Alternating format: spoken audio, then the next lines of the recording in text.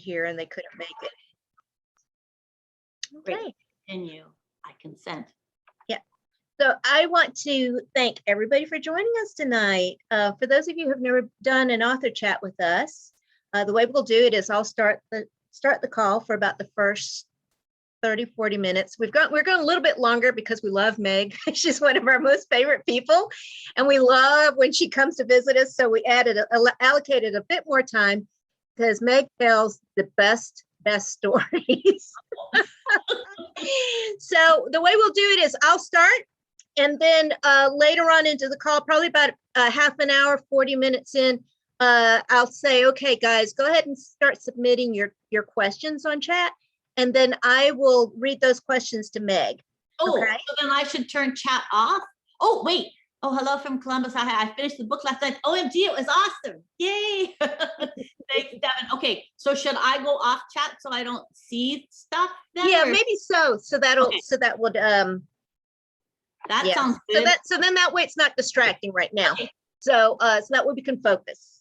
Actually, I'll turn off chat right now just to make it easier so we can hold focus here. Okay, so that's what we do. So start thinking of things you want to ask. And then when I say, okay, guys, open up and let's ask questions, you submit in chat, and then I will read the questions or comments to Meg. Okay, how about that? All right, so Meg, welcome so much. Thank so you. Happy to have you again. Thank you so much. This is your second time being here at this year. Yes. And I'm going to move you this way so you're more there. Perfect. I didn't move you. I just moved it over this way. So okay. Well, we got you all set. But anyway, I'm happy you're with us tonight. You've been kind enough to visit us twice this year and twice last year. Once pre-pandemic and one post. Yeah.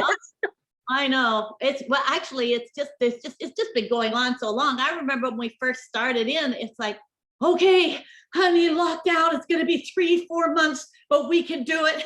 Here we are, like, oh my gosh, what is it, 18 months now? But yeah, it's gotten to start to feel like, oh, well, hi, I'm going to go visit with my friends, where I'm like, okay, I'll get out of my old sweats or pajamas and take a little shower and actually blow dry my hair. I'm not a very good blow dryer, but this is me, fancy.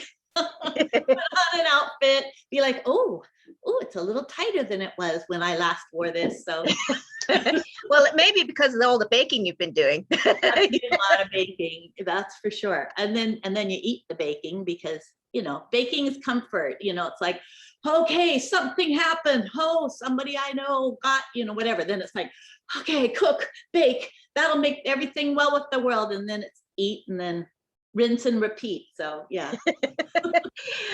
All of my days seem to run in together. And I'm like, okay, what day is this? Okay. I call it COVID time because time just moves so weirdly. It does. I know, and you think it's one day and then people are like, Meg, it's actually not Friday, it's Tuesday. It's like, so yeah, it just flies by. Well, the good news, because I'm not a glasses half full. I'm a happy, I'm glad I got the glass in the first place person. I'm glad I'm still clutching the glass. That's funny. So I always tell my group, I said, at least thank God we have technology, because if this had happened 20 years ago, it would have been so much more difficult. Letters, right? Well, 20 years ago, there was technology. I just wasn't on technology. It wasn't, I started technology much later than everybody else. And I only got my cell phone when I was shooting Bomb Girls. And I had to fly somewhere the second season in, and I had to make a phone call. And that's when I, couldn't, because there were no more phone booths, and I was on a plane. So yeah, I had to borrow somebody's phone. Yeah, them's were the days. Now we can't possibly live without our phones. I know. I saw something. It was the lady who did Fixer Upper. She said she has her phone. So she started having her kids where there's a place in the house you put your phone so that you aren't always looking at your phone and double, because I didn't realize I did. Even when and I read all the time, even when I'd pick up a book, then somebody, a family would ping or something and it just pull you right out of the book. And you're like, oh, is it an emergency? No, somebody just wants to send something that they put like laughing face on. So I've started taking my phone. I have it here just in case I made a mistake. And so that Deborah could write to me and say, Meg, wait, I don't have you. But no, and a matter of fact, hold on, I'm going to put it away, further away now, because you don't need it. Because you get like where you look, like when you're training your dog, when you first get a dog and you're training it, you've got the treat in your hand. Right. I've become like that, where it's like, phone's there. Yep, phone's there. The dog still got the treat. So I've been trying to put it aside so that I only pick it up when I'm like, okay, I have something I have to do. And then I have to walk to it and do it. Because over this last while, I've gotten really attached. It's like affixed to my hand, So it is. And during our author chats, I turn off the sound so that way it doesn't distract me. Right. And I can just concentrate on our wonderful authors like you tonight. And speaking of authors and books, I am so proud of you. The Runaway Heiress, Runaway Success. Yeah, I'm really happy with the way it turned out and how much people are enjoying it. So yeah, it's really, thank you. I loved it. Now, we will not be doing spoilers tonight, so don't worry if you haven't had a chance to read it yet. And I hope all of you have gotten your copies or about to get your copy, because it really is a great book. And first of all, the cover, hopefully you can see this without, well, you've got a copy there. Mine is the digital copy. So it's not as pretty as yours. Well, that's nice. Actually, you know what? That's how I initially saw it, because they sent me the cover and I had it on my iPad, and it has this sort of translucent and a little bit more pink. Whereas look, the actual one, this one's beautiful, but that one you can see, look at the top, you can see a bit of the night, the like purple and the pink on the night sky. Whereas this one, it's a bit darker cover. That one was like, I love this cover too. I love the cover, don't get me wrong, but I love the way that gets all like the colors and the light behind it.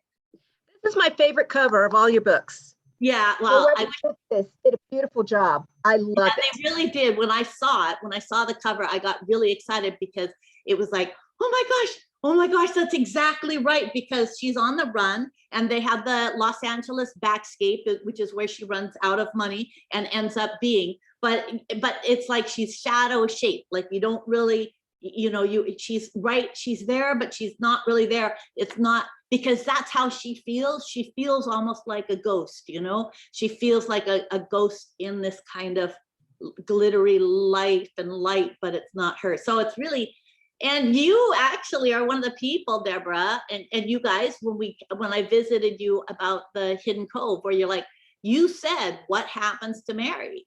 Mm-hmm. What happens? And you guys were all like, we want to know what happens to Mary. Yeah. And so I thought, well, I don't know if I can write that because it's complicated. I mean, she's using Mary then, but her name's something else, really. And then she's going to be somewhere else, and she's going to have a different name. You can't have 3 names for the person when you first meet them. But I remember, Deborah, you were like, I love this character. I want her story. And I was just like, oh, okay. So that was one of the questions I had, because, it's always interesting to me when I read a book and I really love a secondary character. Yeah. And I told you then, I said, I love this character. I love her. To me, she was fascinating. I wanted to know her story. I thought she was very brave and she was very plucky, and she was a survivor. Yeah. And her story starts out, of course, Hidden Cove. Yeah. Okay. Hidden Cove. Yeah. Where I fell in love with Mary, who is Rachel / Sarah. And so you didn't even, so that wasn't even a thought for you back then. No, I was not, there was no way I was going to touch that with the 10-foot pole. I was like, there's no way you could make, I don't know. I didn't know how to do it. So, but then you guys were very, very, like, no, we really want it. And I thought, well, Yeah. I'll try. I mean, I can't promise anything, but I'll try. And it was, so I just started, and then when Mick showed up, then I was like, okay, okay, now we got a book. So I love the two characters together. The hero's name is Mick, and he is a Hollywood director. So there was quite of the Hollywood aspect in it. But, the thing I was wondering when because I always like to read books and then chew on it, for a few days and just think on it, And one of the things that I wondered, well, first of all, a couple things. The events in the Runaway Heiress, now in stores, takes place approximately 1 month after the events in Hidden Cove. If you haven't read Hidden Cove, you can still read the Runaway Heiress, and it won't mess it up. So you can read one first and then the other, because I think you tell enough of the story. You give a little bit of information what happened that you refer to in this book, right. But you can read them sequentially or out of order. It doesn't matter. The question I had after I was reading it is, I loved the backstory that you created for both of these people so much, especially Mick. I loved his backstory. And I wondered, before you started the first sentence on the page, did you do that and sit down and flesh those characters out? Okay, that's good. No, what I did is I started. So all I had was Mary, who needed a new name, her real name, but then what's the name she's going under? What's her new name? So then I had to look, and I'd look at most common names. That's where Brownie came, or, Rachel. So you look at different names there's a lot of people with it, so that she can just blend in. So I started with her, and I actually first wrote and had her end up in the Midwest. I can't remember where it was, but it was a guy who was looking for a new person to work in his office. And he was sold automobile parts, but very, he had part of a big company, and they provided automobile parts and cross-border things. And I wrote a bit of that, and it just did not feel like the right person for her. So I thought, okay, back on the road.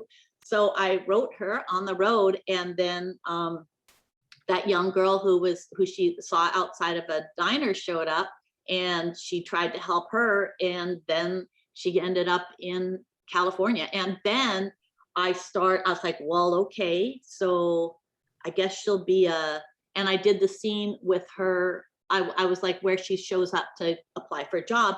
And then I was like, I just don't know. And I said, I've got to find the guy. And I started writing a scene with Mick I used somebody that I'd worked with, that I'd met, that a little bit, just as a kicking off place. A lot of times you'll grab something from someone you know. So this person was very well known, but had this kind of bad boy sort of image, and he had a complicated childhood as well. But this guy, when I first wrote, he was way more bad boy than Mick. Mick had the bad boy swagger, but he was at the end of that. He actually grew up where maybe somebody else didn't quite get to that kind of enlightenment of, I think I want something different. So then I did it, and I sent it to my agent, and I said, I just don't know. I mean, people were asking for her story. I've got the first 60 pages, but I just don't know. I mean, he's not your typical hero. And then she wrote back, and she said, no, it's great, keep going, but tone him down a little bit. So then I did that, and then I just went forward, and it just gradually unfolded for me. But no, I didn't know where it was going to be. I didn't know who it was going to be. I knew that she was running from her husband. I knew that he was in law enforcement, because in the previous book, what you have to do if you write a book with a secondary character and you didn't mean to, like you weren't thinking you were going to give them a new book, then what you have to do is you have to go and you have to say, okay, you have to read through it again to remind yourself what her story was, because mostly I was in Zelia's head and, you know, and Gabe. So I had to go back and remind myself, and I was like, oh yeah, so she noticed she would avoid police. She noticed she would, so I had to, those were clues to her. And I was discovering Mary / Rachel / Sarah as I was writing it, as I was writing her. She would start to be like, no, actually, this is what I am, or, you know, I didn't. So that was fun. It was really fun. What I love is they both have something there. They have a face they're putting forward to the world, and then they have who they really are hiding. So they both are doing that in different ways. So Mick's like, yeah, I'm all that, and I'm so successful in this and that, but he still feels kind of like how I did, you know, when I was really famous, and people are like, oh, so fancy and this and that. I'm like, ugh, if you really knew. and then you have Sarah, who has what everybody thinks would make your world the best that it ever possibly could be. And it's given her a lot of sorrow. And so I don't know, that's how it happened. They ended up having these parallel stories in different ways. Yeah, I thought for me, those two characters were just wonderful together.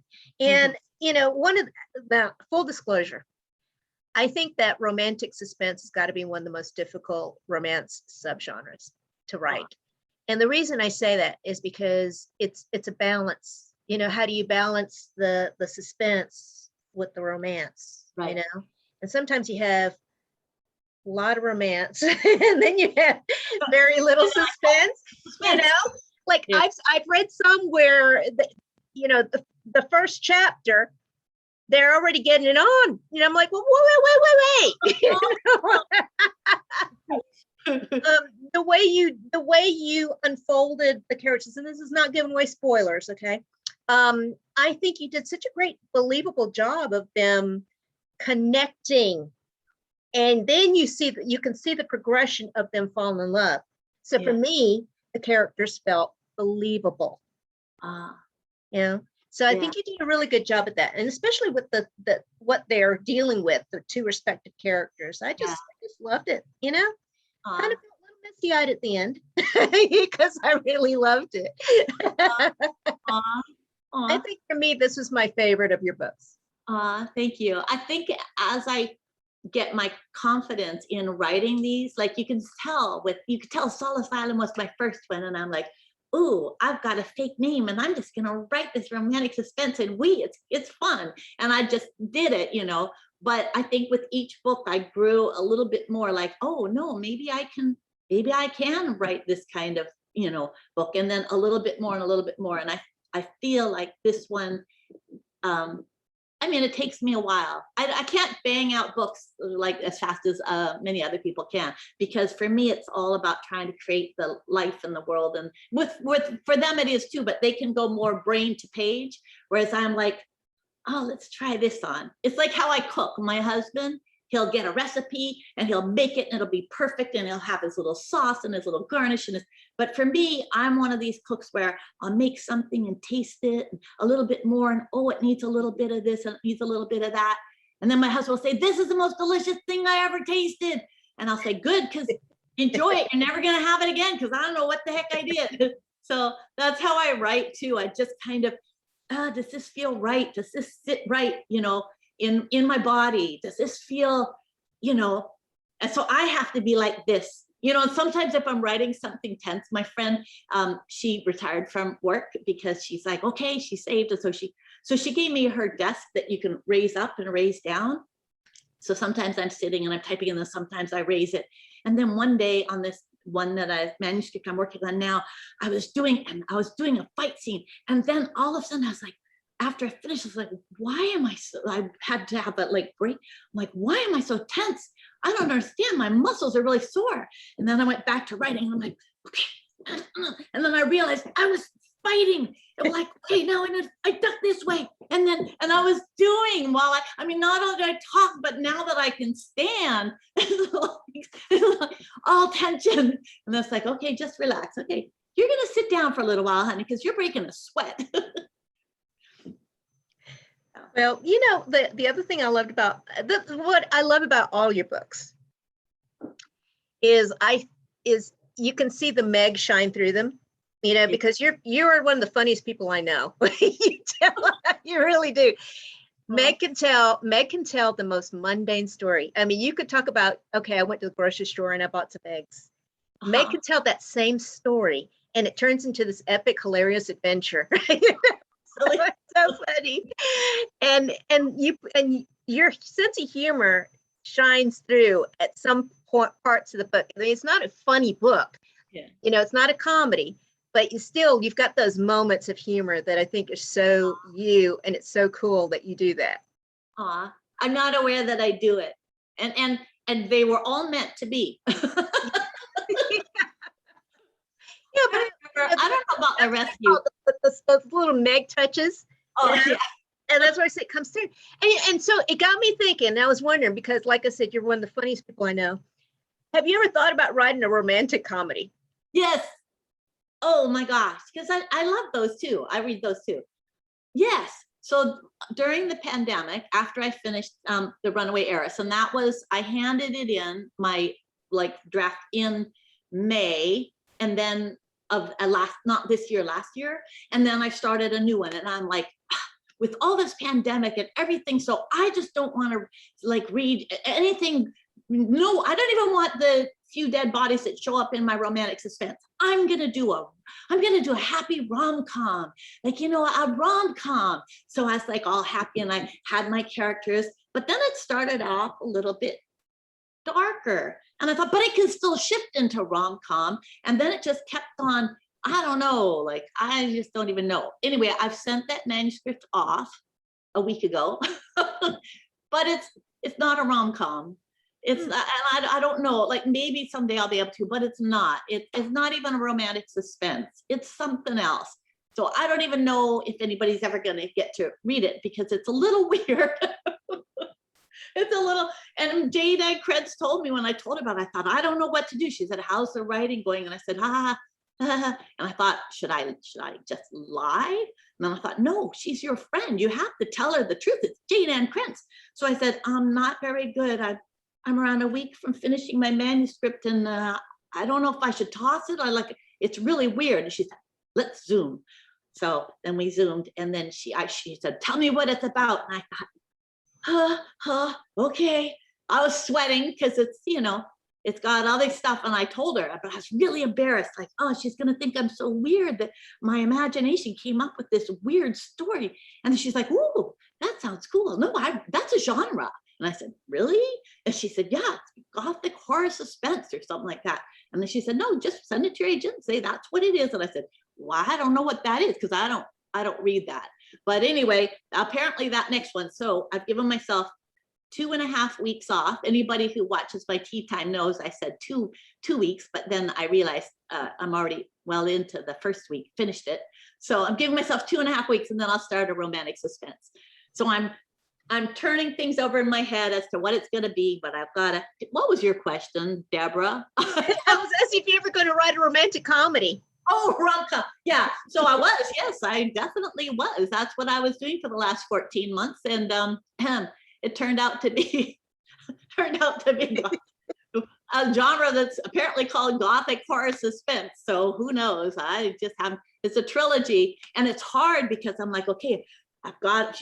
Jane said, but you need to start a romantic suspense right away for your beloved readers. And I said, yes, my beloved readers, because I don't read that. So then I'm like, okay, but the problem is that this one that I just finished, it's a trilogy, and I have the other stories sort of blocked out. Of course, my characters will never do what I ask them to, so who knows where it's going to go, but I have the other ones, and so that's going on. Like, no, go away, go away.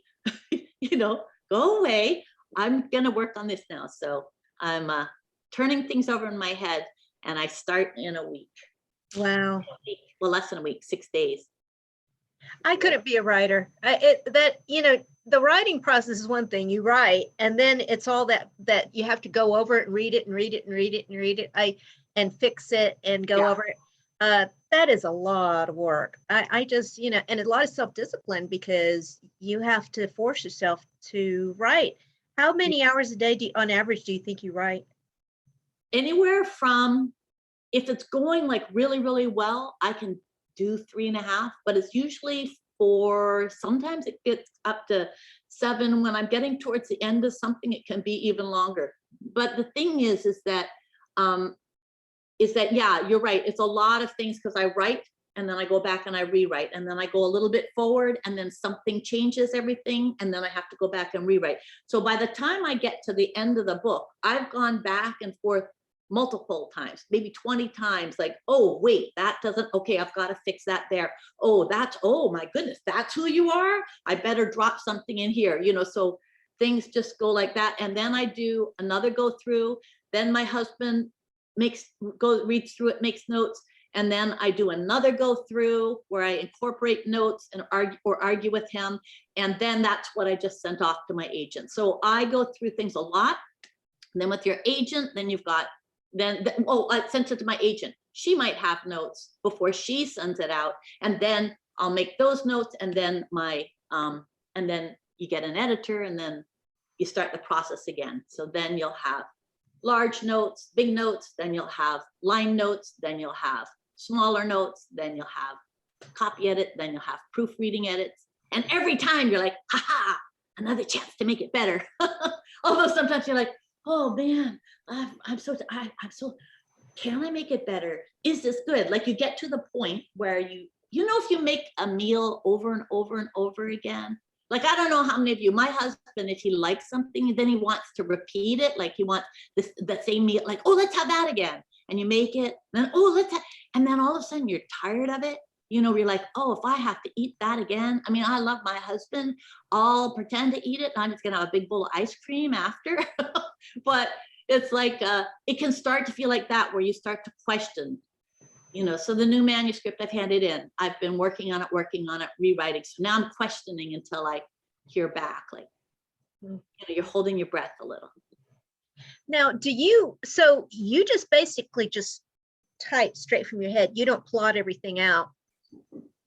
Oh, I plot, but my characters, they misbehave all the time. So I'll plot and I'll think this is what it's going to be, like my rom-com. My rom-com that's a gothic horror suspense. I plotted the whole darn thing out. It was cozy. I mean, it was nice. It was something fun that I would enjoy reading, especially in times like these. And then stuff started happening. And then these darn, like, things started happening that affected the book and what it was. And I don't know about all of you, but during the pandemic, did you notice like family members or friends started processing things a lot because we all had time together? No? Yeah. So maybe some things came up that we all thought we'd all dealt with. Yeah. So then that sort of like, and then childhood memories. So it's sort of like, my mom always said, okay, this is who you are. And I'm like, no, that's not who I am. I'm not, but then it was kind of like that's pushing. So that's how this new character happened, is that the mom had always been trying to push her into this lane. And she's like, no, I don't, that's not for me. I don't believe in that. And that was me saying no, because there was some other people, well, anyway, it's complicated, but it affects it. So I had this whole thing done out. It was going to just be super cozy. There was, a few little things, but it was just going to be relationship and love and happy ever afters. And then things started showing up. I'm like, yeah, what's this? And so I'd try to write around it. But then when I'd try to write around it, I'd just hit a brick wall. And then I try to go around it this way to get it back to that, and brick wall. And it's like, nope, that's not the book you're writing. So that's the fun part for me. Luckily, I don't have to like earn my living at this. Luckily, I save. But I mean, I'm lucky. I am lucky that publishers do, and they pay me nice money to do it. But if nobody wants to see it or read it, that's okay. I just wrote what I didn't know I needed to write, but I needed to write. And I mean, there's still a romance and there's still suspense, but it just goes a little bit in a direction that might end up being all cut out. You don't know. It might end up being romantic suspense and be, with with my editor. Who knows? Well, I'm certainly glad that you did write Sarah's story. That's because I've been waiting. I'm waiting for a year and a half. Maybe even longer, because I started writing it after like a couple years ago. We had our thing. It was January of 2020 when you visited us and we were at the store. And so it'd be a year and 8 months.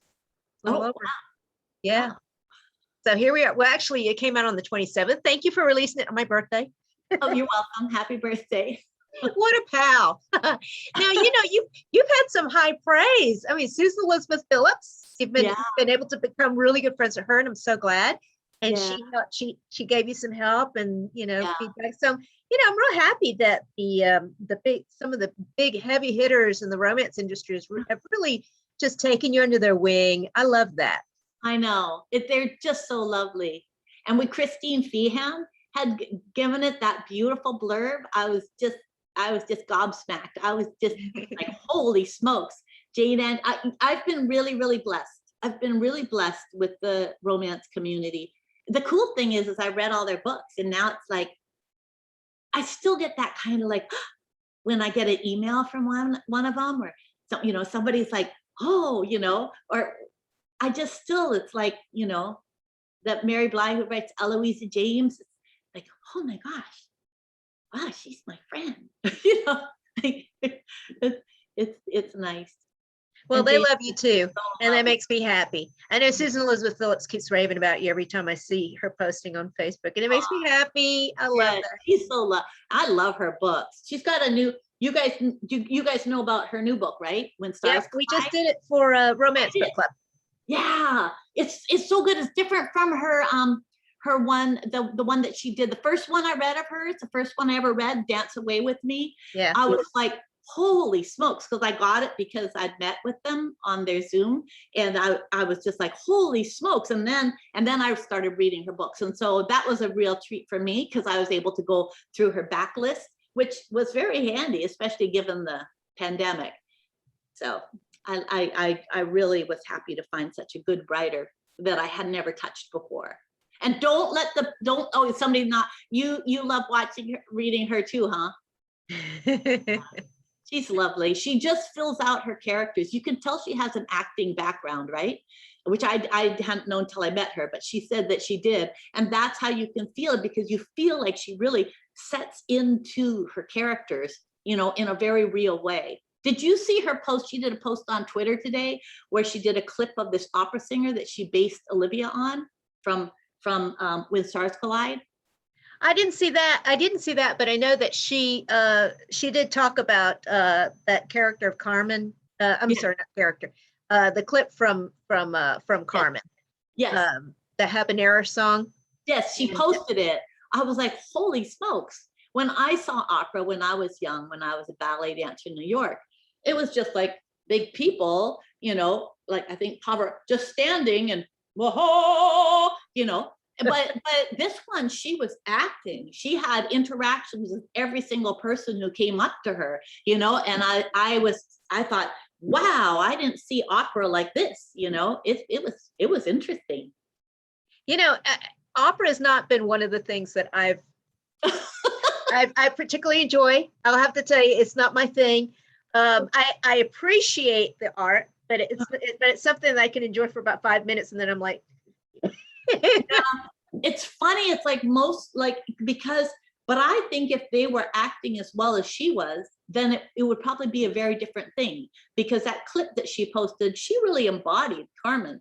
But I get it. I was at a friend's house, my friend Sean, when I lived in Toronto and we were doing Bomb Girls, and he lived across the road from us. And I remember once going to his house, he invited us for brunch, and he had these white walls, and he doesn't kill plants like I do. Not on purpose, I don't kill them. They just see me and they're like, oh no, she's coming, and they die. You too? It doesn't matter how much I water or don't water, put them in sun or put them in shade. I see somebody walking down the walkway with a plant, I start sweating. And then I find somebody to regift it to once they like disappear around, because they can't stay in my house. It's toxic for them. But anyway, he had a like white wine, and he had nice like food out, and he played opera. And I don't know what opera music it was, but I felt so like I was in Europe or something. You know, I felt so, and so it was beautiful in that context where you aren't having to sit for 4.5 hours. For me, it just felt like, and the soaring voices, and the light coming through, and the plants that were alive, and the little wine, you know, and I was wearing something other than, you know, baggy clothes, and it was really nice. So sometimes, or when Jen took me to that fashion show thing in Milan, and then they took us to the opera, and everybody was dressed up because it was opening night, and it was Milan. So I didn't feel like I should know what the story was about because it was all in a different language anyway. But it was, I was there with Jen, and Jen got me all dressed up, and she put a tiara in my hair, maybe in these fancy outfits, and had somebody do my makeup, and we were there.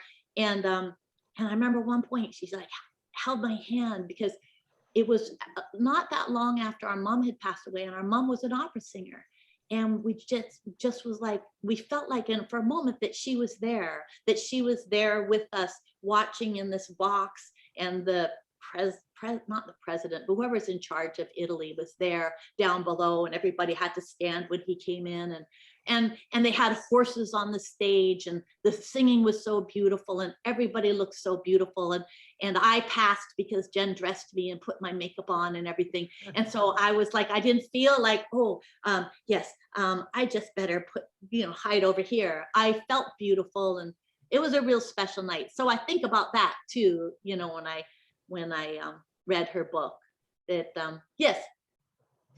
But do I race off to the opera every spare second? No, Yeah. I've only done it a couple of times. I especially like the opera pieces that Bugs Bunny did. Those are my favorite ones. But you know, I will say in her book, when we discussed the book, we all developed a brand new appreciation for what goes into being an opera singer. And Yes. that was very interesting. Yeah. So we enjoyed that aspect.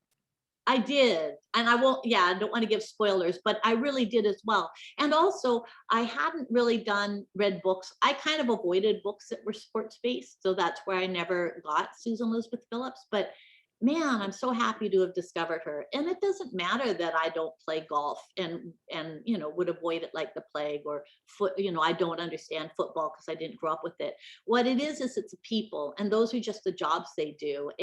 But it's that common human connection. So I was really happy.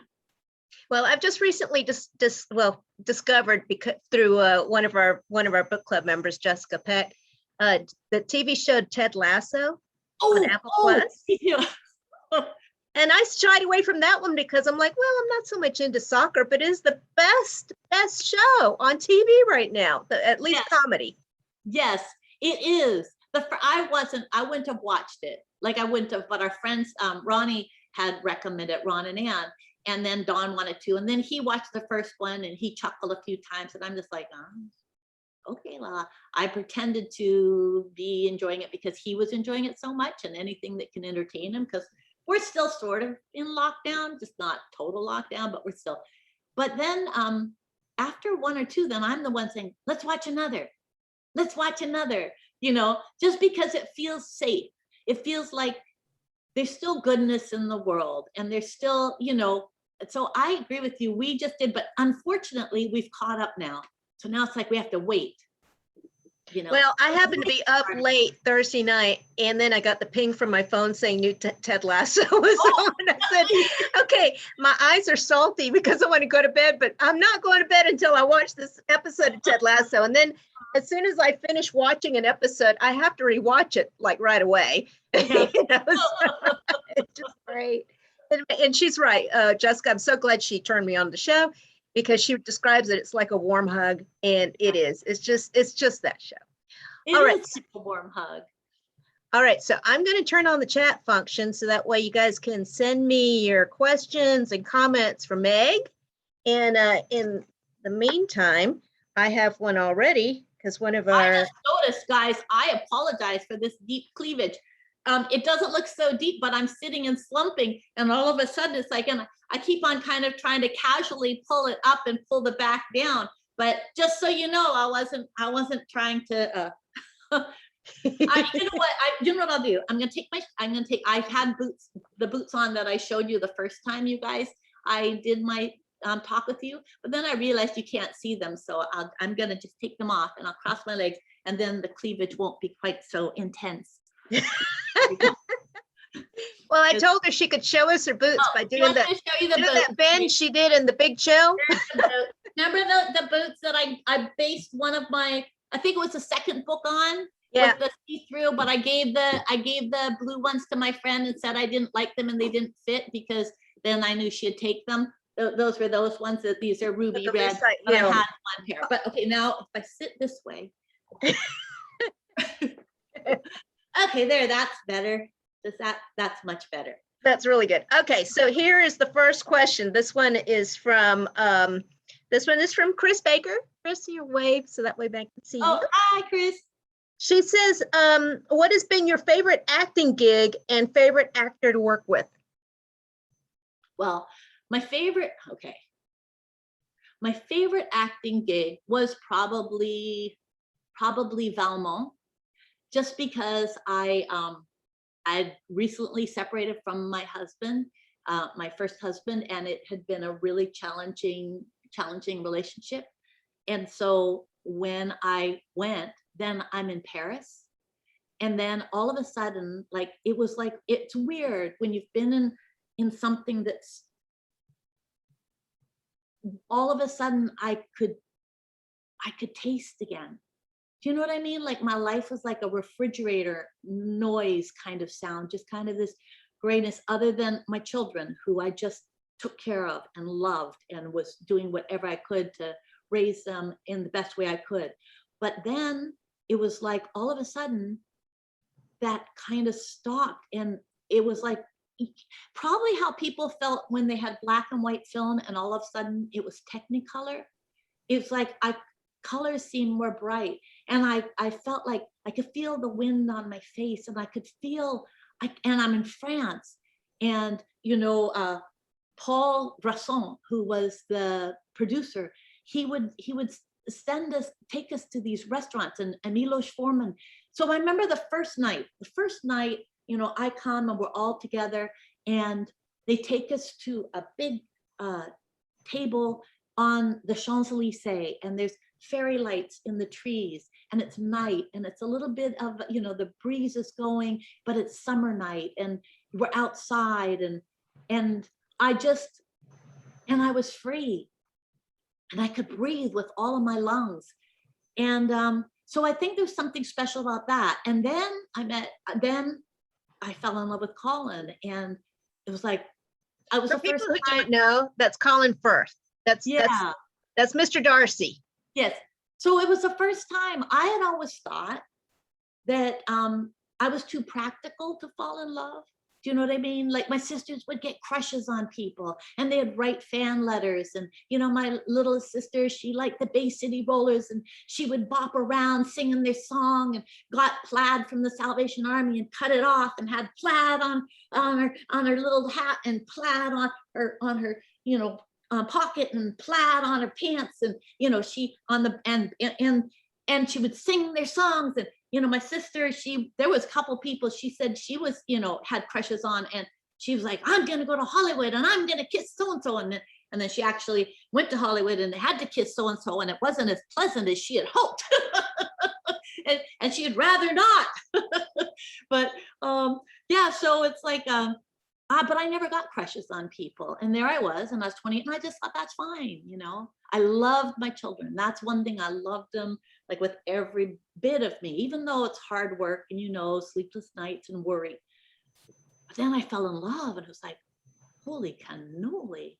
Wow. So I'm in Paris, and my sister Becky came. So she came to help me with the children who were young. And I'm shooting this film, and I'm playing this character, and she falls in love with this other character, and somehow along the way we did. And even though the relationship didn't work out, we're still good friends, and we have a beautiful, beautiful son who's, such a joy to me. So I guess I would have to say that's my favorite. And I worked with Milos, and that was after being cast in Amadeus, and 6 months to get the part, 7 weeks rehearsal, and I learned so much from him. And then not being able to play her, and then I got to play. Now, Tourvel, she wasn't Constanza in, she wasn't that type of character, but at least I got to act with him, and I got to grow as an actor. So not only did I grow as a person, and then my sister introduced me in that movie to, not when we were doing the movie, she was in love with, not in love with, but she was playing Leonard Cohen, that his new record, which has this waltz, this waltz, this waltz. So she was playing that whole, that we had tapes then, over and over 24 hours a day. So that became part of the fabric of France, and having apartments in Paris, and then living in Provence, and having another house, and going into town and the cobblestone streets, and getting the fresh daily bread, and seeing what's fresh at the fish place, or at the butcher, or at the, and acting things out to try to order my foods and bakery. And it was just a really happy time, because I was free. My life had shifted. So that was my favorite. Although acting wise, when you've fallen for somebody, it's a little more complicated sometimes when you're acting with them. So I would say, in terms of that acting experience, because I didn't have a relationship with Jack Nicholson, not for his lack of trying, but because I didn't, then it was fun, because it's a different kind of dance. Whereas when you're involved, like partway through the shoot, we got involved, then it's more protective of each other, but you want to make sure to give, but you also have to be your character who's doing, so it's a push me, pull you. Right, fair enough. Devin, you want to wave so Meg can see Devin? you? Devin says, she's saying hello. She might She wants to say hello from Columbus, and she said she finished the book last night. Oh my God, it was awesome. I'm so glad. I'm yay. And thank you for buying my book and reading it, and thank you for telling me that you loved it. And it just, that's like, you spend so much of your life doing this kind of thing, and then for people to enjoy it just lifts your heart. So thank you so much, Devin. I don't know, I think this is the Devin perhaps that I went to Calgary and did for Porcupine and talked to the school. Okay. Maybe. If it is, hi. and then Tilly Moment says, and hi, Tilly Moment. Says, what were you looking forward to most when your book came out? When my book came out? Okay. Well, Jane was going to do the book launch with the ripped bodice. So I was looking forward to it, because it's Jane Ann Krentz, and you guys all know I love Jane. But I was also nervous because it was Jane, because we're friends, but because I've read her for 3 decades, it's Jane.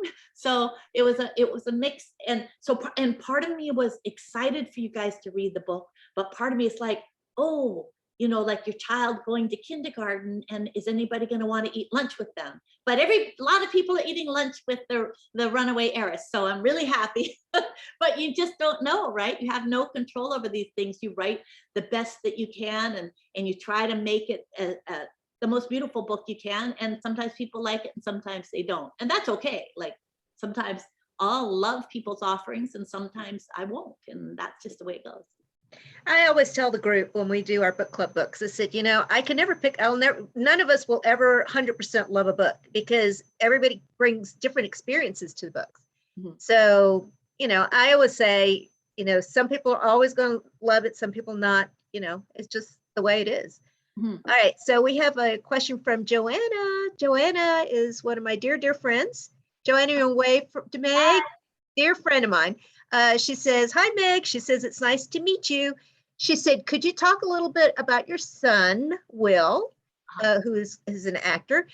He's going to be in a new movie called Love Type D, right? She said, did you have a lot of influence on him going into acting? No, I didn't. Now he is an excellent actor. He is so talented, but he's not acting right now. So that he did before the pandemic had hit.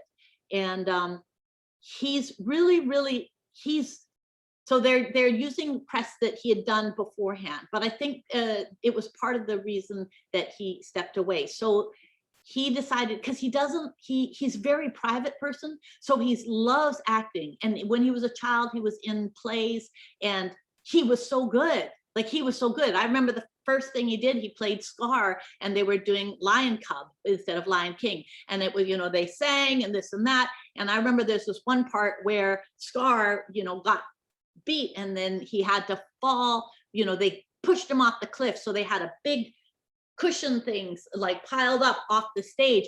And Will, when they did, he hurled himself off it, and then boom, and it just lay there still, like not moving at all. And like, oh no. But he didn't even open an eye. He was just like, he's dead. But he's always been really good. I helped him with his to get some of his things ready for auditioning when he auditioned to acting schools. But you see, at the time, he didn't know me as an actor. My boy, he knew me as his mom, because I quit when he was like 1 or 2 years old. So he didn't. So when I'd say, "Oh, honey, maybe," he'd be like, "Oh, mom, I'm good at that," But I did know a bit. And then I remember I did Bomb Girls after he had left home, and it just so happened that I did. And he came to visit on the set. He's like, "Oh, it's so cute to watch you. Oh, I'm an actor," because he still thought I was like, there's mom pretending to be an actor. That's so cute. Because I didn't have my children watch my films or anything. But if he wanted to act, he doesn't want privacy to be taken away. So when they did a little bit of press for The Thing, and they had it on the newspaper that they gave out on the subway. He found that very uncomfortable, that people would be looking at him. So that's what happened. He decided to, so he went back to university, and he got his in England they have, like, instead of A, B, C, D, grades, they have O levels, like whatever the O level. He got O level with honors on it was archaeology, and I can't remember which history, medieval maybe. But anyway, he did really well. But pandemic, he had to finish up in the end of through that. So he's not acting. He's not even looking for acting at all. Well, good for him. That he knows what he doesn't want to do. He doesn't want to be a public person. He really enjoys going to a grocery store and not having people look at him. He loves history. He loved all the costumes. I remember one time he played this thing. I think it was Salieri. I think they did Amadeus at school, and Colin had come down, and watching him just transform into this person, I got chills, like the hair on my arm stood up. He was that good. Colin looks at me, and I look at him, and it's like, holy. But, that doesn't matter how good you are. Lots of times there's been a couple things where people have during this time, been interested in me for something. It's like, there's a pandemic going on.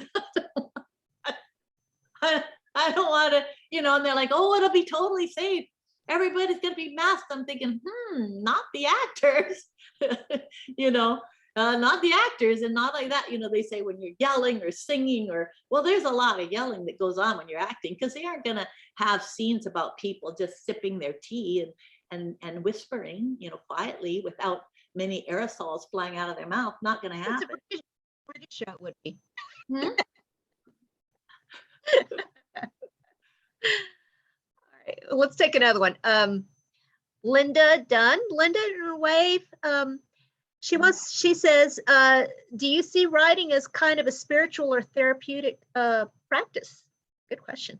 So that's a really good question. And in the beginning, yes. In the beginning, it was very therapeutic for me just to be able to, as an actor, where people write your words and you're trying to fulfill their idea or creation, or as a child in a certain type of household, you're saying the family line and you're parenting your parents' words, so the social workers won't take you away. So to have able to write my own truth, what I saw, or my answer to people when I had no voice, was very important to me. Now it's just, it's hard work. I was gonna say it's just more fun, because it is fun, but it's really hard work because, as you know, we've talked about the edits and going on and on. But now it's sort of like, what should I have happen next? You know? And then I always, like in the one that I just finished, there was a director that I worked with who was a total ass, right? So you can just always like you don't have to put the whole name, but you just put part, you know? And then somebody's like, oh, so you can take things of like people where you had no voice, or where you felt like, people behaved really, really badly, and you can just take a part of it, or even just the bit, and you can put it out there, like, yeah, no, don't be such an idiot, whatever. And so that's really fun. You can show the complications and the complexity of people, so that your bad guys also have this human side, and they have this underneath that can suck you in, like bad guys in life that I've, unfortunately met or had interaction with. There's also that other side that then, especially if you come from a certain type of childhood, it's like, for a long time, it's like you have this antenna that goes, it's like a beep, beep, beep, beep, and then they're beep, beep, and then they come, and then they're jerk, but it's sort of like, I remember I did this learning self-defense. So I did this, I don't know if you guys ever heard of impact personal safety or model mugging, where, yeah, so that's where you learn how to, because I'd done like Taekwondo, I'd done martial arts, but that's expecting to be somebody to charge you or attack you from on front, like you're a man, like you're going to be like, okay, and then I block, and then I punch, and then I do the kick. But most things that happen are you're knocked to the ground. So this one teaches you how to fight from the ground. Why was I telling you? Well, it was a very interesting story, and it connected. It looped around and connected, but it happens to the best of us. I can't remember now. I can't remember what it was. It was important. Emily, you want to wave? Oh, the beep. Emily.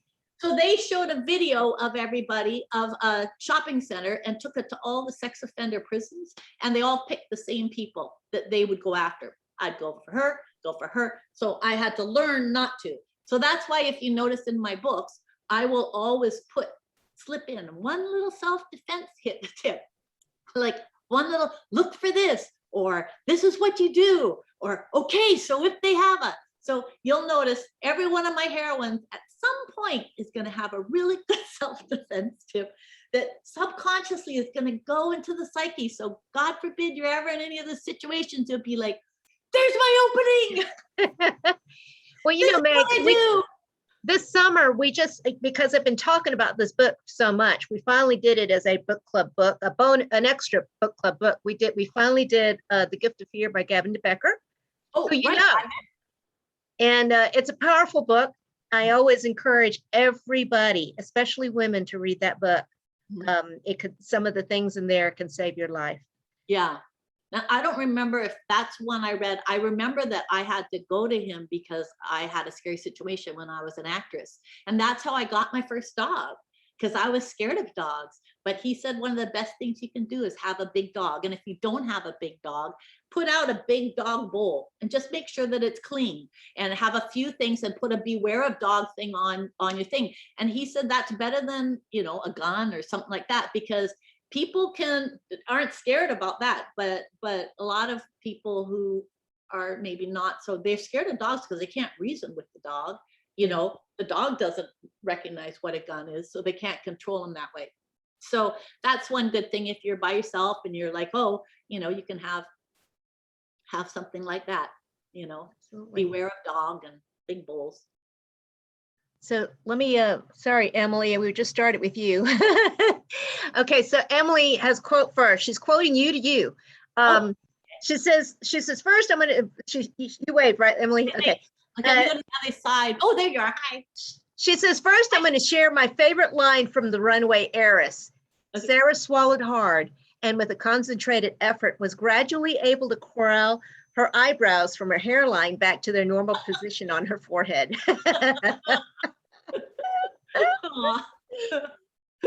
See, that's just such a Megism. It's so cute. And now her question is, she says, and we got into a very spirited debate on this in our book club. That's where this question is coming from. She says, her question is, how important is it to you to have a happy ending? Do characters need to get married and have kids in order to be happy, or are alternative relationships okay? Yes, alternative relationships are okay. People don't have to get married and have kids unless they want to get married and have kids. I have friends who have fallen in love with, you know, people of their same gender, or I've had people who have been like, I don't want to have kids, and they are very, very happy. I have close friends who love each other but never felt the need to get married. So it just depends. I don't know what it's going to be until they kind of reveal it to me. As I write the book, I get to know them better. I get to know their circumstances better. I get to know their wants and their needs better. For some people, you know, if they're like, holy cow, I'm pregnant, they think their life is over because that's not what they had in mind at all. So I think that it just really depends. And some books are going to speak more to one person than another. And then, yes, I really do want, like for romantic suspense, I think it's very important you make a pact with your reader, like, or for romance, in the romance genre, I feel you make a pact. And if I read a book and I'm like, okay, I'm going through these challenges and okay, scary things are happening, I need to know that I've got, it's sort of like if you've went into a roller coaster and they're like, okay, and you put on the roller coaster safety belt and you're like, okay, I'm ready to scream and be scared and put my arms up and go, ha. And then, you know, 1/3 of the way through as you're going tick, tick, tick, tick up, they're like, actually, we're fooling, hang on tight. The safety belts aren't working, you know, then you'd be like, what? So I feel like knowing that, that there's going to be that, for me is a safety net. And also I feel like it's important. And I think why I like the romantic suspense is because in challenging times, more than in just like peaceful, happy times, within that, you find out what somebody's made of, so that you get to know them more when the masks are pulled away. And it might be that you get to know them, you're like, ooh, you know, in life, haven't you noticed that? Like you think, oh, maybe this person's the person for me. And then something happens and they behave and you're like, oh, that's who you are. Oh dear. I'm just going to back away slowly. And so that's where I feel like it is. And that's where I was so like, I don't know what to do with this new manuscript, because there's a partway happy, like there's a breath, but the one that I just finished writing the manuscript, it's not going to fully be resolved until the 3rd, if I get to the 3rd, which I will at some point because I have it blocked out, but first the other. So yes, I do feel that there's many ways for happy ever, and some people's happy ever after is, well, my happy ever after I got out of my first relationship was just like me just not having to, you know what I mean? Like my body was my own and my thoughts were my own. And you know, then I fell in love with Colin, but that hadn't been planned at all. So I think happy ever after for many people, I know someone who's in a 36-year marriage, you know, and during the pandemic, when challenging situations put you together, it was like, what are we doing? And life's short and I'm out of here and much happier. So, you know, I think there's all kinds of happy ever after. Sometimes happy ever after is just like, what do I feel like cooking? And then I cook it and then I eat it.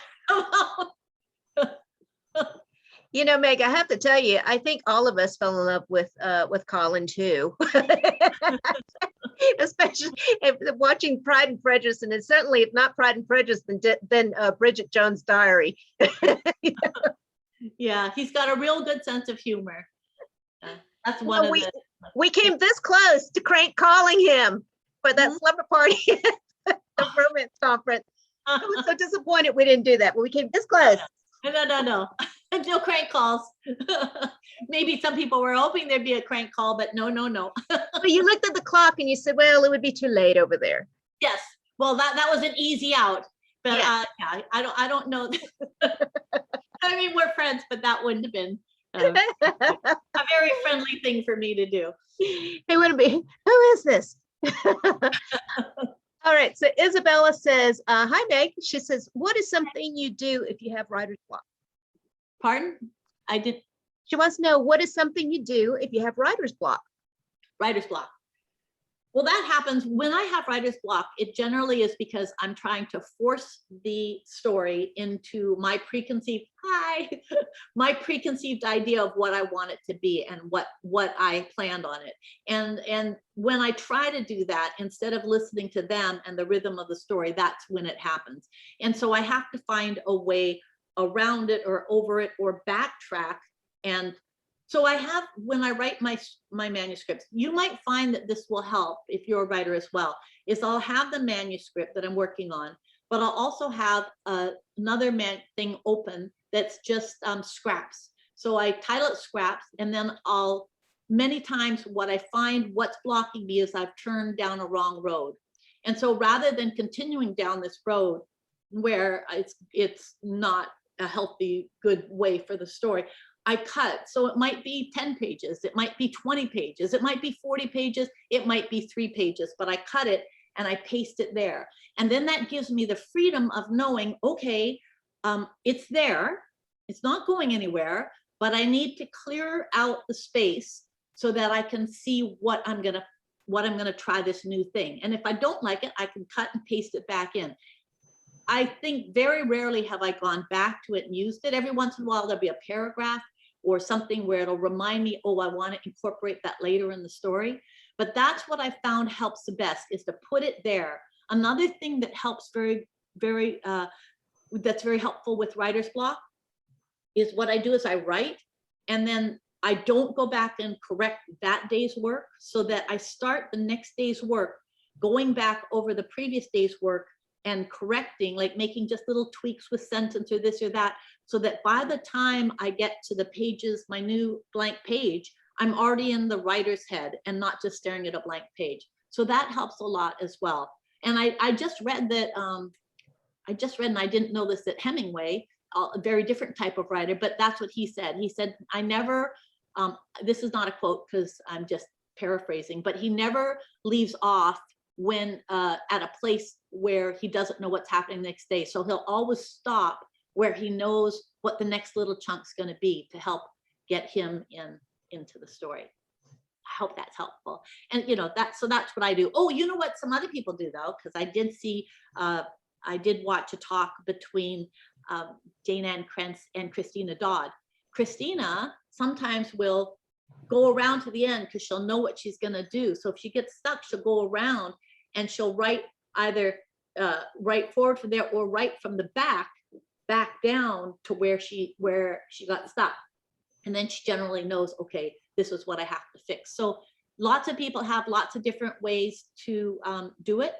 Oh, another thing that helps, lots of helps for writing, but another thing that helps is if you do, I haven't done this, but this really helps my husband who can get very blocked. 20 minutes on the timer, doesn't matter, just write.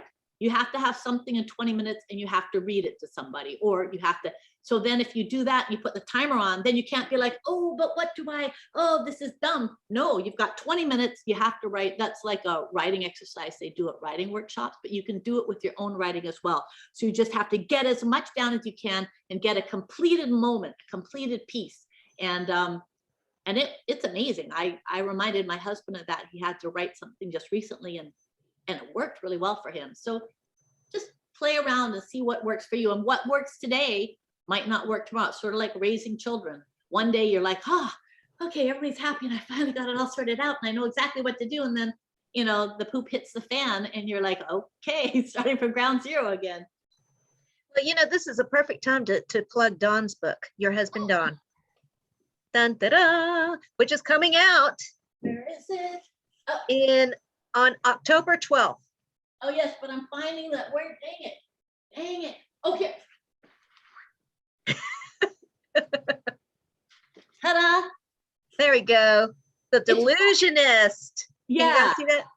The Delusionist is coming out October by 12th. Dawn Calamay, and it's for teenage boys, and it's about I don't have the elevator pitch, but it's magic. It's kind of, he got kicked off the idea because his brother did magic tricks and taught him when he was a teenager. He had one where his brother's like, great escape artist, said, tie me to the chair. And so Don tied him to the chair with all these different fancy knots and everything. And then he's like, okay, and now, and he knew some kind of trick, like maybe puffing himself up, or he got out of it like really fast. Now it's your turn, and I'll tell you the trick after. So he tied Don to the chair, and Don's like, okay. And he goes, okay, well, I'm going to go see my friend. I'll be back in 15 minutes. He's like, well, and he left. Don's trying to get it out, and he's trying to, and he can't. And then, if you know my husband, he can get anxious. Like he's usually pretty good, but like the pandemic, he had quite a few very anxious moments. But so I could just see him like sweating, like, oh my gosh, what do I do? So then he had this very good idea that if he jumps the chair hard enough, it'll break one of the legs, and then maybe he'll be able to get out that way because he can get. So anyway, he did that, but instead it fell over and he got a concussion on his head. So anyway, wow.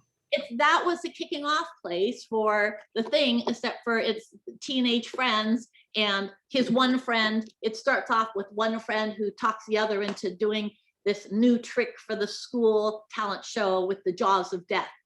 And it's kind of starts off with a bang, but yeah, and then it just goes on from there. So the delusion. Now, what age group? Kind of what age group is that targeted towards? Teenage boys. So let's see, it should say on here.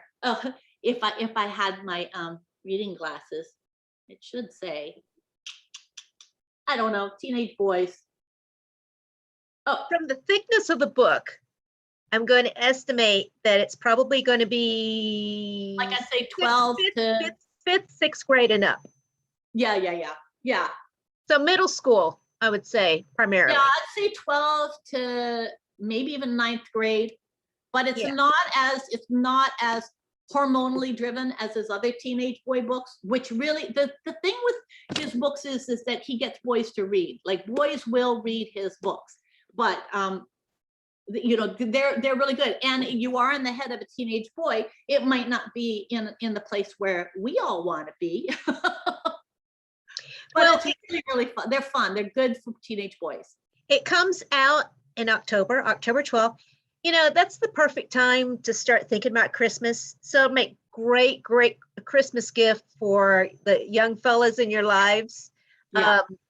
It's a great gift. And of course, I always think books are such a great gift for kids to get them to read. So it's good that Dawn has written this book targeting young boys, because the boys are always a challenge to get. The boys are the hard ones to do for. And I can't tell you how many teenage boys have written.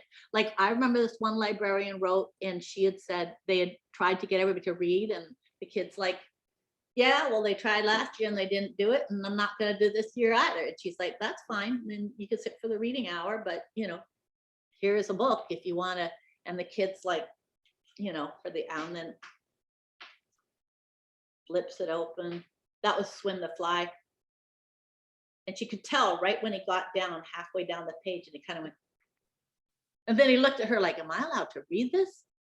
And then he read, that kid read 36 books that school year. It started him off on a journey. He read that one, then he read other ones, and it was like, so he gets like he just plugs into that, and so that's really nice. It's really nice. Well, that's wonderful. I said, I think it's just, I'm really excited about his book coming out. And like I said, guys, I think it's going to be a great Christmas gift. So there, I helped you do your Christmas shopping already. All right, let's see. Here's a question that we have. I think this is, if I'm mispronouncing it, please forgive me. Yesenia, is that right? Yesenia? She says, hi, Meg. Meg has mentioned hearing her characters speak to her. Some of her villains are downright terrifying. She said, I think I'd be super scared hearing them. Anyhow, do they stop talking to you when you're finished with the book? Yes, that's a really good question. And when I was writing my first, like my second book was really, really scary. And the guy was really, really scary. And I was scared to go to sleep because I wouldn't know if he would shake me up, shake me awake and wanting to tell me something, and I could hear him talk. My daughter says, don't tell anybody this. Mom, this is 101 psychology. You do not talk about hearing voices in your head. Okay, so I probably shouldn't be saying it where you can put it all over the wide net, but I do hear my characters. Sometimes I hear them more than others. And sometimes the villains do, the one with the painter in Hidden Cove, the painter. This guy was pretty scary when he'd show up because how he liked to. And I had a couple scenes in there that he told me about that were too scary for Romantic Suspense. So my editor had me cut them, and it was the right decision. But yeah, they do. My characters do get into my head when I was acting as well. They do. You would think your character when you're in the body is going to feel one way, and then you're in the scene and the other person says something that just sparks a thought from them that was totally different than what you had expected she would feel. But when you're in the body, it's the same thing when I'm in the characters. And I prefer getting in some characters' bodies a little more than others. They scare me sometimes too. But then I know that it's going to turn out happy ever after. So, and thank you for your comment about my villains being scary, because that's good. Because I'm thank you. Well, tell your daughter that J.K. Rowling has the characters would come to her and talk to her, and that's J.K. Rowling. So that's legit. Yeah. Well, I think she was talking maybe not about my characters, but sometimes I don't know if you guys, but do you ever get where, like when I first went to New York, and it's like, this voice says, never mind, I better not say it, but sometimes I'll get advice, or like I remember when John was at the hospital and he was going to be getting they were going to be doing a color contrast CAT scan, and we're waiting, and we had waited for a long time, and I see the needle going towards his arm, and it's like it's slow motion, and I know he's really grouchy because we've had to wait for 4 hours to get the thing, but something says, tell them quick, he takes glucophage. And I find they're just doing it, and the woman's on the phone, and she's talking on the phone to somebody in another language, and she's getting his arm ready and doing it. I see the needle coming, and I say, he takes glucophage, he's diabetic. And she goes, what?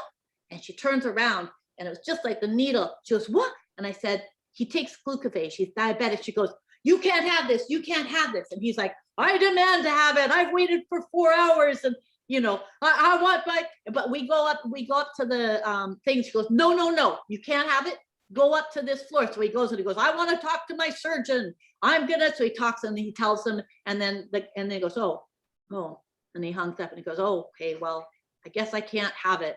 And then they wheel him off, and the other one says, you with the one nurse comes, a male nurse comes, he goes, you with the glucophage guy?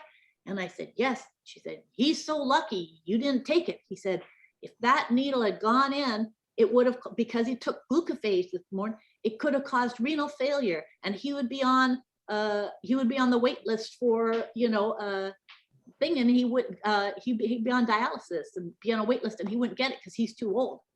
And I was holding a glass of water with ice in it, and all of a sudden it starts shaking. I'm like, oh. So that's what I mean by like a voice. Every once in a while you get this voice, but apparently it's 101, don't tell anybody. I just told you guys.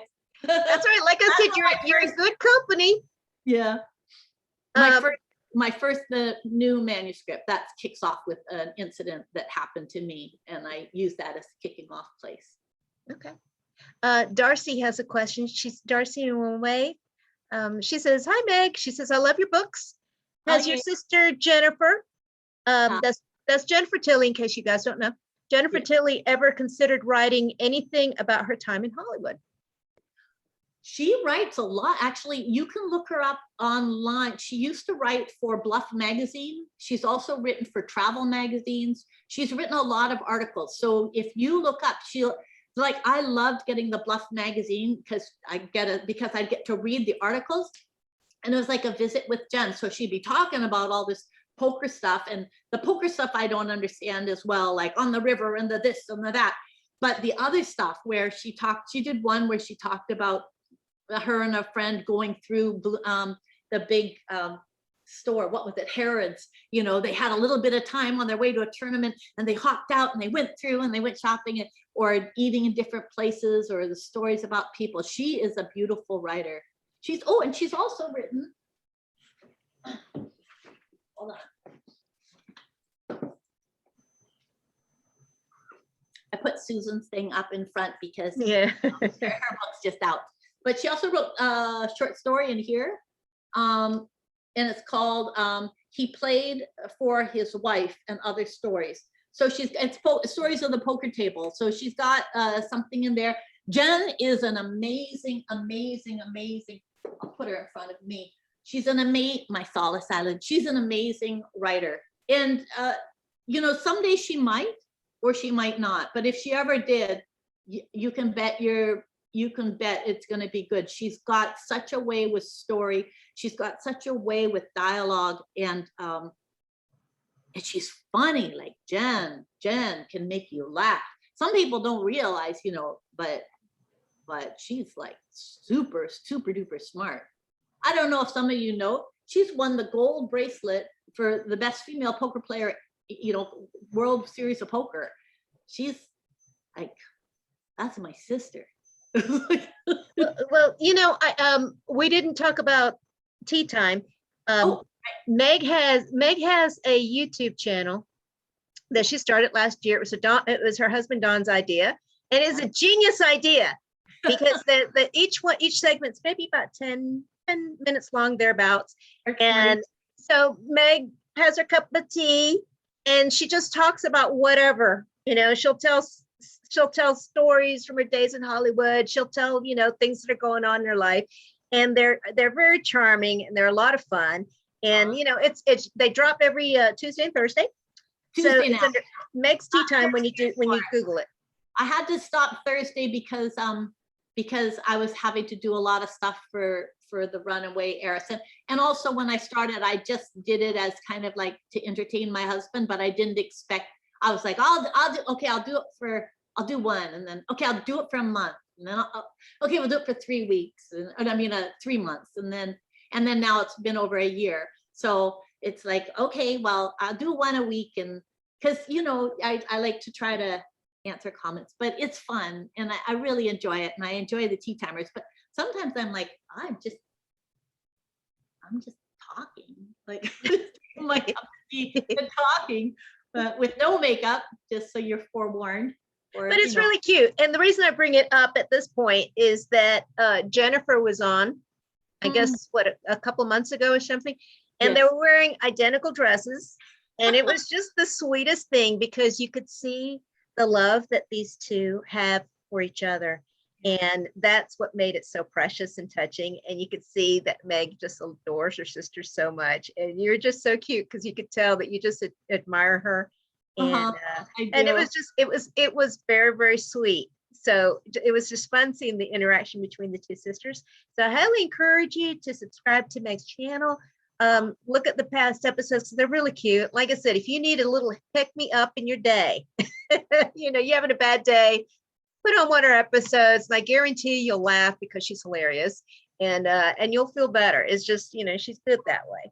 So, but that's I my don't place. plan it. Like, it's not, so just so you know, it's not like I'm like, now I'm nervous, like, sometimes I'm not funny.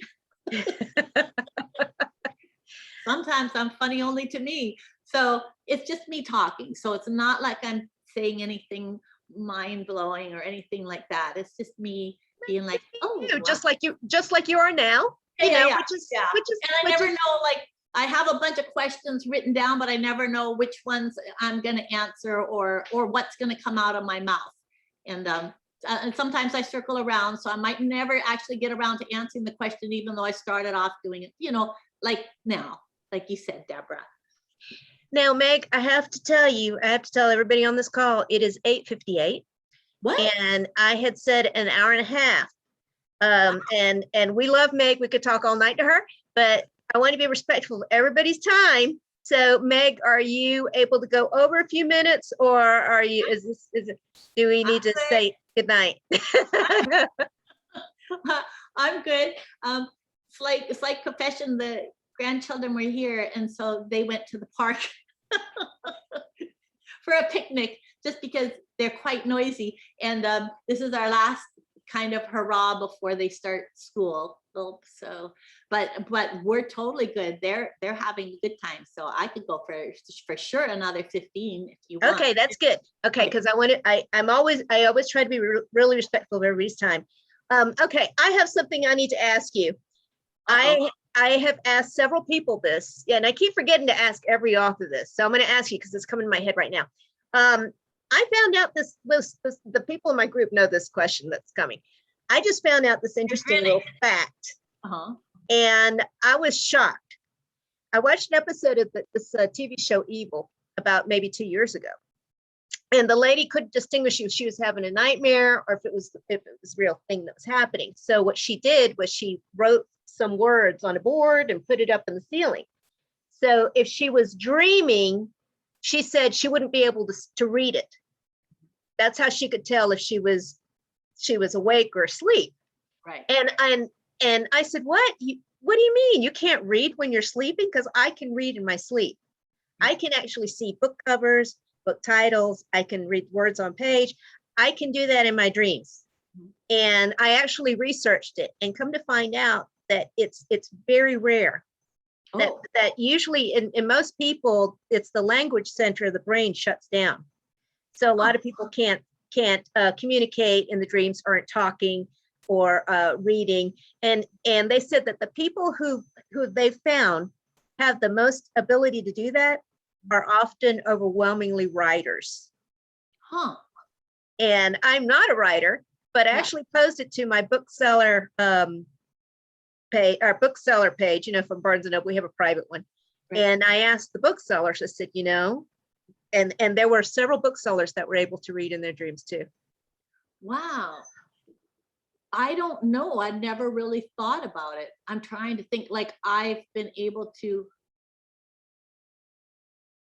like, if you have a dream and you have a reoccurring dream and then you work it out during the day, that you can, like, or with my husband, like, he was having these really bad dreams of his, he'd be out.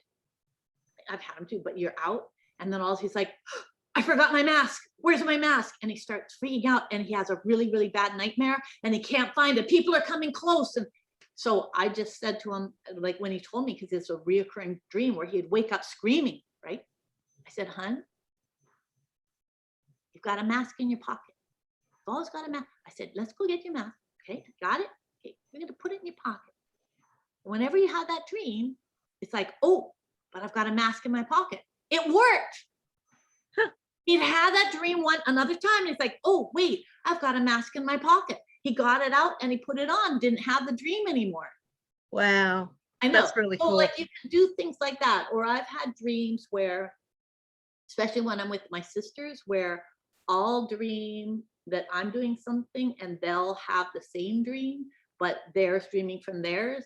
So like, like with my sisters. So then we have the combined where okay. I don't know if I've ever told this story. I had a dream when Jen and I were sharing an apartment that I had like sticky fingers, like I was like Spider-Man. I could climb up the walls and the ceiling, and it was really fun. I was like a monkey, and I could swing, and I was having so much fun. And I was in our apartment, and I was doing, and I hear, Meg, stop, come down, you're making me scared. And I could see Jen on the bed. I'm like, don't be silly, it's just a dream. She goes, it's scaring me, come down. She was having the dream that she could see me clambering up the walls and swinging, and it was scaring her. So she had the same dream that I did, except for she was having it from where she was. And I was grumpy because it's like, come on. So then I had to come down from the wall, woke up, and then we talked about the dream. So we have things like that. But I'm trying to think if I've ever actually read in a dream. And I don't know if I've like pictured myself with the book. That you can actually, or that you can see signs and you can see words. What I found what was interesting is when I talked to booksellers, and not all of them could do it. It was a very small group who said yes. Some of them said they could see words, they could read words, they could identify it, but they couldn't see numbers. The numbers, they couldn't figure out the numbers. So when they were working on registers, they couldn't see the numbers on it. So it was fascinating to me. And that's why I told my group, I said, I want to ask authors this question because it's bizarre, because it's something that I took for granted that I know how to do. It's right. It's something that's so weird that you take for granted that you do, and you think that it's normal and everybody does it. And then to find out that no, it's not. Yeah. So it's just really weird. I think it could be something like, because you spend a lot of your time as a bookseller looking at the books and putting them where they're supposed to be and doing things on the register. So you dream about things that are in your real life. So as when I was acting or as an actor, and even sometimes now, I'd have the dream of where you're going out on stage or you're on a set and you realize, I don't have the script, I don't have the lines. So it might be a similar thing that you have the dream of, like everybody's had or maybe everybody has it, that you've gone to school and you forgot to get out of your pajamas, or that's before people walked around in their pajamas all the time, or you forgot whatever. So maybe that's part of it as well, is that because I have words a lot and I'll have dreams when writing, but I think more my scary dreams are still the acting ones, or the ones where I'm supposed to go on stage and I realize I don't remember the first line. I don't remember the first line. I don't remember the lines. Like I don't, and then I'm going to be going, and I don't want to let people down, and people are, and I can hear the crowd, and you're backstage and you're supposed to go out, and it's like, what the hell? I don't remember what the play's about, so I'll have those. Well, I've done this all my life. Yes. So anyway, just think about it. If you ever, now that you're cognizant of it, if you have a dream where you can see and read words, just keep a notebook next to your bed or something and jot it down. All right, let's see. We're running out of time. Let me see what other questions we got. Okay, Tilly MP4. Sarah says, in the characters, some of them, does it remind you of your sisters? Yes, for sure. I use everything, probably everybody I've ever met, and then people that are, you just walk by. Like a lot of times you'll just see somebody and just the way they do something, you build a whole story about them. I've always done that. So I'd say my sisters, in my first one that I did in Solace Island, I kind of combined. So when Eve's getting Maggie ready for her date, Jen does that. She helps me when I have to go on a press tour or something, if she's around, or if I'm flying through LA first or New York and she's there, then she'll help me put together outfits. And when she does, I look so beautiful, it just, so that makes me feel very, very loved. Or when we were doing, when I went to the opening for Bomb Girls, she did my makeup. I just feel very blessed with my sisters. And then in the second one, Cliff's Edge, Eve's a painter, And Becky's a painter, my little sister Becky. So I use a little bit of that, like, you know, the thing, and she sometimes will play music, but I just use things as a kicking off place, you know, like the actor, the really famous actor that I used as a kicking off place for Mick, but he was a director, and it changes from there. But I just borrowed a little bit of what I knew about his childhood and how that fueled him. So so yeah, I use a bit of my, for sure. My sisters have made me, you know, my sisters and how we held together and got through times, and the imagination games we played. They created, they made me, you know. Um, and my brothers in a different way, but they're like my rocks, really. And my husband, of course, Don. All right. Carolyn says, do you think being an actor first helped you become a writer, allowing the characters to speak to you? Yes, I think each thing.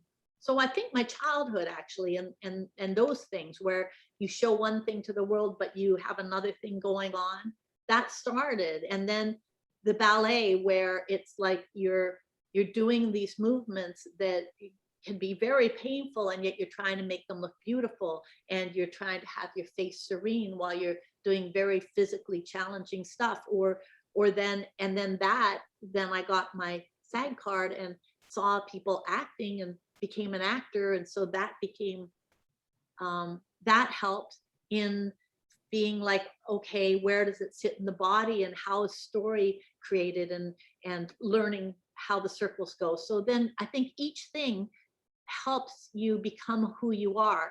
And it's kind of like, wow, I wish I knew all this about me and who I am here at 61. I wish I knew it when I was young, you know, because when you get to a certain age, then you're like, whoa, what happens with it all? Like, you know? I often say that it would have been nice if we aged in reverse, because then we'd really appreciate our youth. I know, I remember just being so shy and like, you know, like, oh, you know, you're always looking for the flaws. And if I could say anything to younger people, it's like, no, embrace the beauty of who you are and what you are now, because it's a waste. It's just time wasted. Just relish whatever stage you're at. And instead of being like, oh, you know, it's so easy to look and be like, oh, where did these wrinkles come from? Or, you know, I did put makeup on, but, you know, wow, I've got these like permanent dark circles, or, you know what, but this here is I'm alive. Like, I have friends who didn't get to be 61. Like, what a blessing, right? And this is the youngest I'm ever going to be. Like, this is you know, I'm just going to continue. So it's like, yes, there's sometimes aches and pains, but, you know, I'm here, and I don't know, so many blessings. Well, I always say every year that I get older, at least I'm not next year older.